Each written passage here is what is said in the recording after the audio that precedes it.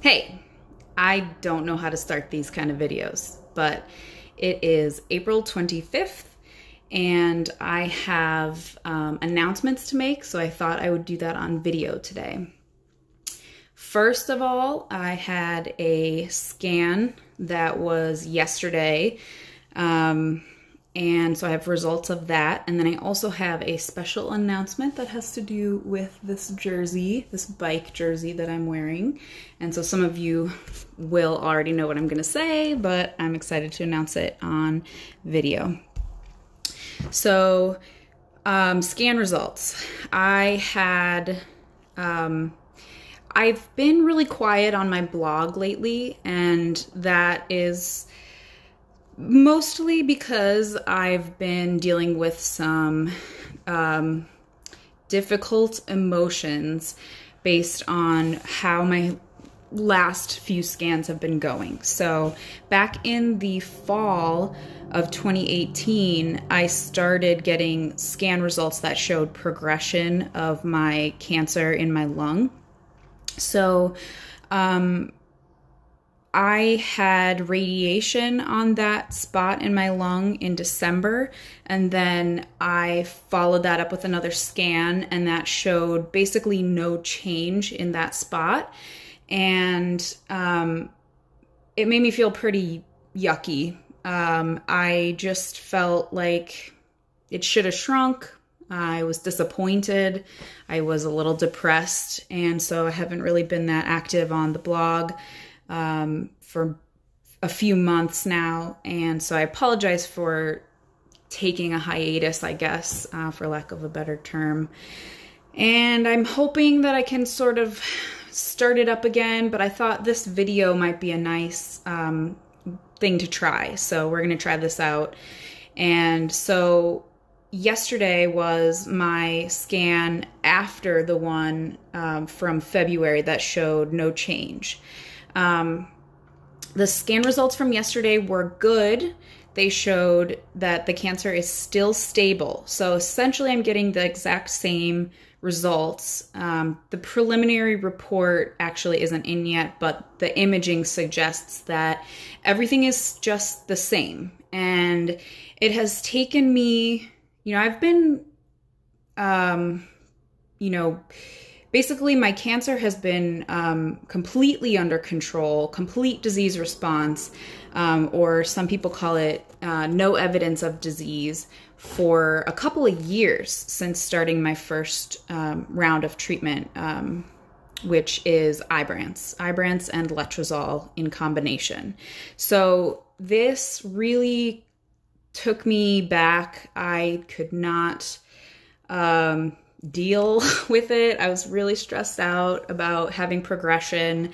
And on top of that, now I have this cancer that is just stable in my lung, and that just has to be okay. And so I think that's the hardest part about this whole thing, is that, we're not trying to overtreat it. We're trying to make every treatment last as long as possible. So even though there's cancer in my lung, because it's not causing me any major problems, because it is stable and not growing, we just have to leave it. I just have to let it be there in my lung, and that is hard for me to accept.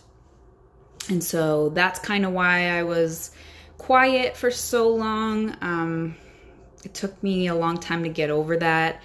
And this time around, this scan that happened yesterday, I was just prepared for that to be the result. So I don't really feel any bad feelings about it. In fact, I feel encouraged that it's still under control, and that my doctor said we should continue on the treatment plan that I'm on for a little bit longer until the next round of progression happens. So for now, it's just stay on Ibrance and letrozole.